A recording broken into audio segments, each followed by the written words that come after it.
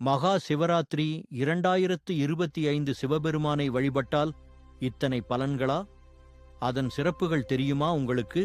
சிவபெருமான் மற்றும் பார்வதி தேவி இருவருக்கும் திருமணம் நடைபெற்ற நாளாக மகா சிவராத்திரி திருநாள் விளங்கி வருகிறது. இந்த 2025ஆம் ஆண்டு பிப்ரவரி 26ஆம் தேதி அன்று மகா சிவராத்திரி திருநாள் கொண்டாடப்பட உள்ளது.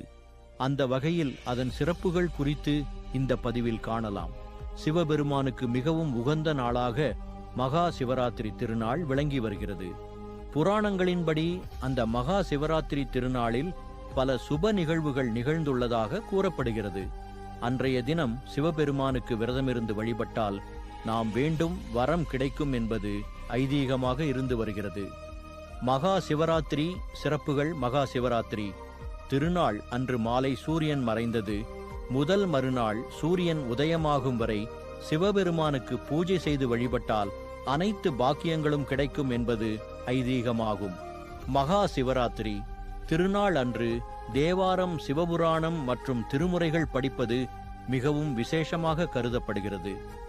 மகா சிவராத்திரி திருநாள் அன்று சிவபெருமானுக்கு அபிஷேகம் செய்ய உரிய பொருட்களை ஆலயத்திற்கு வாங்கிக் கொடுப்பவர்களுக்கு ஆனந்த நிலை கிடைக்கும் என்பது ஐதீகமாக இருந்து வருகிறது. மகா சிவராத்திரி திருநாளில் சிவபெருமான் லிங்கமாக உருவெடுத்தார் என கூறப்படுகிறது. தியாகராஜராக சிவபெருமான் வீற்றிருக்கும் கோயில்களுக்கு சென்று வழிபட்டால் செய்த பாவங்கள் அனைத்தும் நிவர்த்தி அடையும் என்பது ஐதீகமாகும்.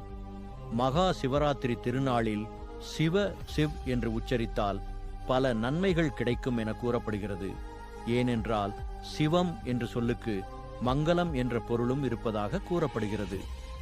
மகா சிவராத்திரி திருநாளில் கோயிலுக்கு செல்ல முடியாதவர்கள் வீட்டில் இருந்தபடியே சிவபெருமானுக்கு மனதில் பூஜை செய்து வழிபட்டால் அனைத்து பலன்களும் கிடைக்கும் என கூறப்படுகிறது.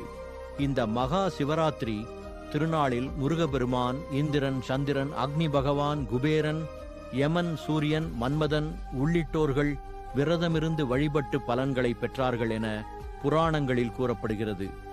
மகா சிவராத்திரி திருநாளில் பூஜை செய்து வழிபட்டால் அவர்களுக்கு முக்தி கிடைக்கும் என்பது ஐதீகமாக இருந்து வருகிறது.